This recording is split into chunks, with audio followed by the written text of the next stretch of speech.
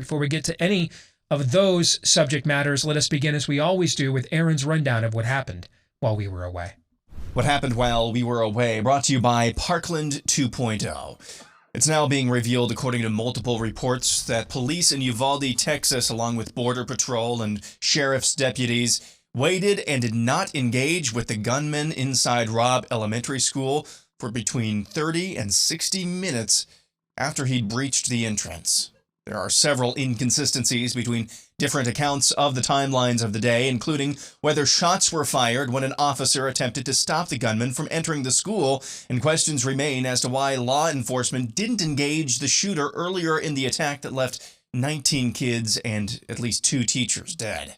Texas Congressman Tony Gonzalez told CNN, "How was the gunman able to get into the school if the resource officer had engaged with him but no gunfire was exchanged? How did he get in?"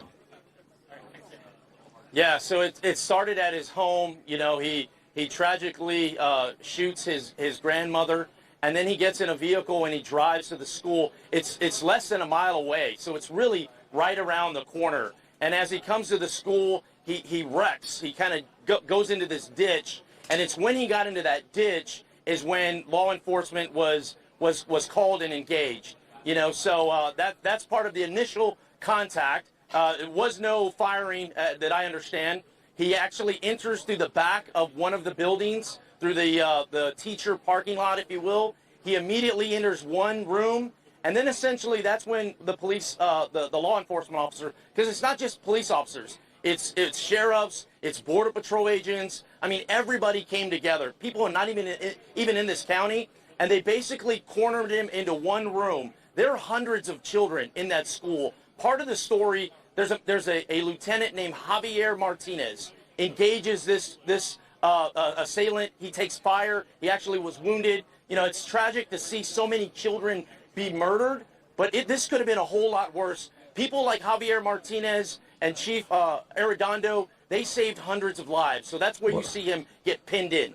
Well, he was pinned, but just to be clear, he's pinned down or pinned in a classroom where he was slaughtering kids, right? I mean, is that what you mean by pinned down? I understand that he went in that classroom and he begins to fire. He begins to murder people, starting with that wonderful teacher that was defending her students, and he doesn't stop. We're also learning more about the shooter, who acquaintances say was a bullied loner who bought 2 expensive rifles for his 18th birthday just last week. One of his only friends in high school told CNN that the shooter had stopped attending school regularly and recently sent him a picture of his firearms and ammunition that he had purchased. The friend asked the shooter why he had those items, and the shooter told him not to worry about it. Senate Majority Leader Chuck Schumer announced yesterday the Senate will have a vote on some yet undisclosed gun legislation. Barack Obama tweets, "As we grieve the children of Uvalde today, we should take time to recognize that 2 years have passed since the murder of George Floyd under the knee of a police officer. His killing stays with us all to this day, especially those who loved him." Time magazine op-ed, "It's time to stop giving Christianity a pass on white supremacy and violence."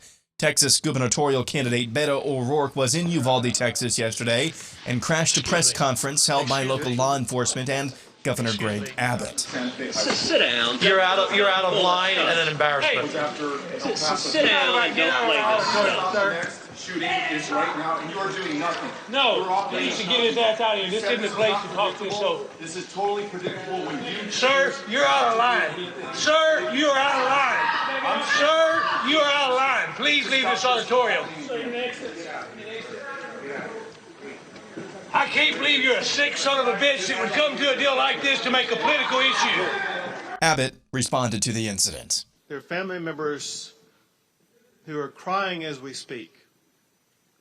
There are family members whose hearts are broken.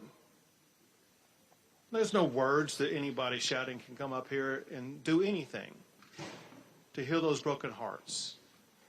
We all, every Texan, every American has a responsibility where we need to focus not on ourselves and our agendas. We need to focus on the healing and hope that we can provide to those who have suffered unconscionable damage to their lives and loss of life. We need all Texans to, in this one moment in time, put aside personal agendas, think of somebody other than ourselves, think about the people who were hurt, and help those who have been hurt. And that's what happened while we were away.